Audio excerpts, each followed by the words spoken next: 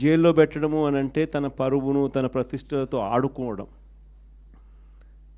అవన్నీ తెలిసి కూడా ఏ తప్పు చేయకపోయినా కూడా బురద వేసి తప్పు చేశాడు అని చెప్పి దానికోసం దొంగ సాక్ష్యాలను క్రియేట్ చేసి కేవలం వీళ్ళు పెట్టే ప్రలోభాలు, వీళ్ళు పెట్టే భయం తప్ప వేరే బేసి లేదు, వేరే సాక్ష్యము లేదు. ఇలాంటి పరిస్థితుల మధ్య న్యాయం జరగడానికి కోసం బాధితుల తరపున గట్టిగా నిలబడి వాళ్ళ స్వరం వినిపించే కార్యక్రమం ఎక్కడైనా చేయాల్సిన పరిస్థితి ఏదైనా ఉంది అని అంటే అది ఇంకా మన భుజస్కంధాల మీద ఇంకా ఆ బాధ్యత ఎక్కువైంది. కానీ ఏదైనా కూడా న్యాయం ధర్మం అనేది వాళ్ళ తరపున ఎవరైనా వాళ్ళ తరపున గట్టిగా నిలబడి వాళ్ళకు న్యాయం చేసే పరిస్థితి రావాలి అని అంటే అది మళ్ళీ మీ భుజస్కంధాల మీదనే ఉంది. కాబట్టి మీరు పోషించే పాత్ర చాలా ఇంపార్టెంట్ పాత్ర. మరీ ముఖ్యంగా కష్టకాలంలో ప్రతిపక్షంలో ఉన్నప్పుడు వైఎస్ఆర్ పార్టీకి నిజంగా పెద్దన్నగా మీరు చేస్తూ ఉన్న పాత్ర ఎప్పటికీ కూడా పార్టీ మర్చిపోదని సందర్భంగా తెలియజేస్తాను. ఎవరికి కూడా ఊహించని విధంగా కూడా ఇంతకుముందు గతంలో ఎప్పుడు జరగని విధంగా కూడా లీగల్ కమ్యూనిటీకి మరీ ముఖ్యంగా ఫస్ట్ టైం లా కంప్లీట్ చేసుకుని తమ కాళ్ళ మీద తాము నిలబడడానికి సిద్ధంగా ఉన్న యంగ్స్టర్స్కు, యంగ్ లాయర్స్కు ప్రభుత్వం అప్పట్లో క్రమం తప్పకుండా సహాయ సహకారాలు అందిస్తూ లా నేస్తం పేరిట అండగా నిలిచిన చరిత్ర కూడా ఇంతకుముందు ఎప్పుడు జరగల.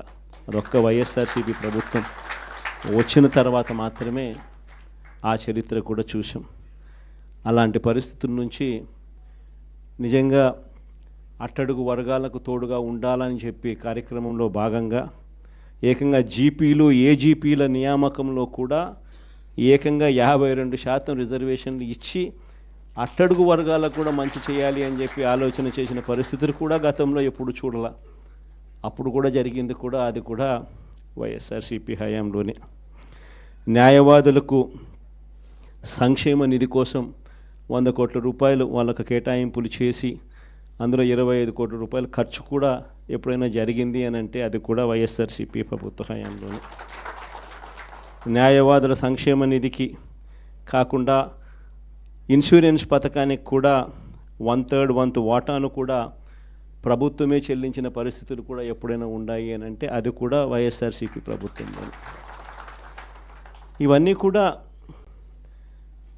దేవుడి దయతో ఇవన్నీ కూడా అప్పట్లో గర్వపడే విధంగా న్యాయవాదులందరికీ కూడా మనం మంచి చేశాము అని చెప్పి గర్వంగా పార్టీ చెప్పుకునే విధంగా కూడా చేయగలిగాం.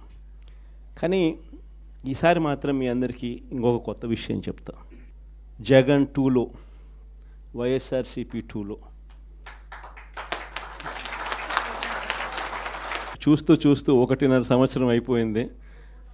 కళ్ళు మూసుకొని కళ్ళు తెరిచేసరికి ఆ మిగతా 3 ఏళ్ళు కూడా అయిపోతాయి. ఆ 3 ఏళ్ళు అయిపోయిన తర్వాత వచ్చేది మాత్రం ఈసారి ఖచ్చితంగా